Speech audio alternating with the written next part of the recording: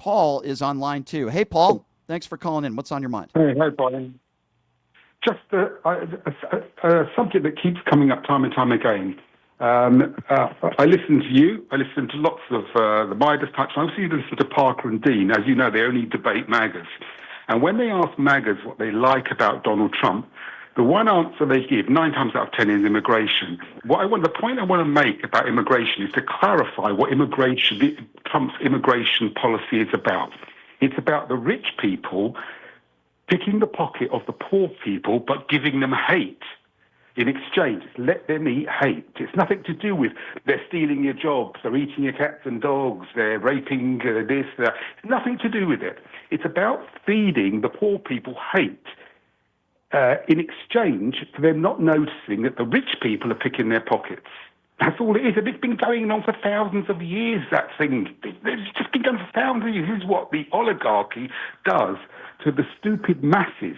They say, that guy over there is stealing your cookie. Meanwhile, they've got a plate of cookies a mountain high themselves. That's what it's about. Yeah. It's nothing to do with the job. I heard Stephen Miller on a terrible diatribe, a Nazi diatribe, about if we didn't have illegal immigrants in the country, there'll be no queues at the doctors, there'll be no traffic jams, there'll be no fentanyl. He went on this terrible diatribe, hideous to listen to. And that's what it's about. It's let them eat hate. Unfortunately, you said the word, right, Paul? The word hate.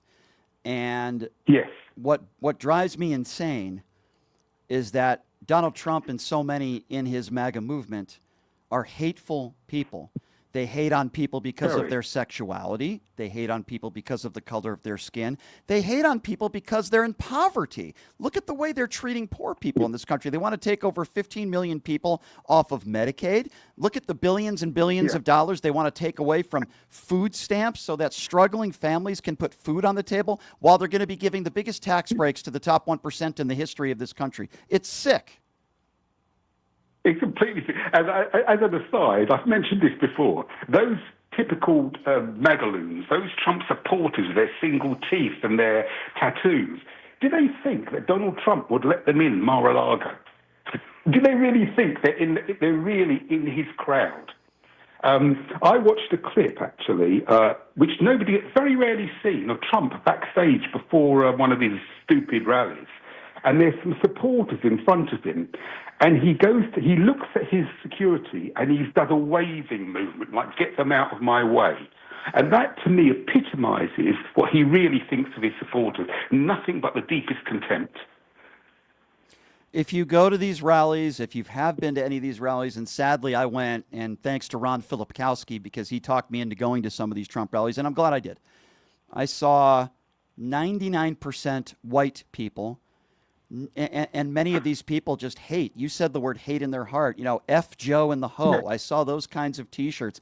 I saw Confederate flags. I got video of all this stuff, so nobody can say I'm making this up. I posted all these videos. I saw Confederate flags. I saw hate. I saw stupidity. I saw ignorance. I saw ill-informed people. And just people that just vote against their own interests, really. That's what's most mesmerizing to me. It's one thing if you have hate in your heart, and it's another thing if you're voting against somebody who's literally going to make your life more miserable. And that's exactly what Donald Trump is doing to most people in his base. Not everybody in his base is white people that are rich. There are a lot of people that voted for Donald Trump that are very poor and very ill-informed, who watch their Newsmax and OAN every day. And that's what's mesmerizing to me. Yeah, I watched. I mean, I love Jordan Klepper. Don't get enough of him. Yep. But I saw him during COVID. He was wearing his mask. He was interviewing this elderly woman on the way to a Trump rally, and she was saying that she would walk 7 miles or 20 miles to a Trump rally. And he said, "Well, have you got a husband?" She said, "Oh, he's dead. He died from COVID after going to a Trump rally."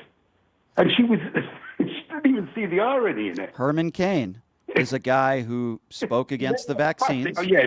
Herman Kaine is a guy that at one time in his life, correct me if I'm wrong, had cancer. He shows up to one of Donald Trump's rallies. He gets COVID a few weeks later, and sadly, he passes away. I've interviewed Herman Kaine before.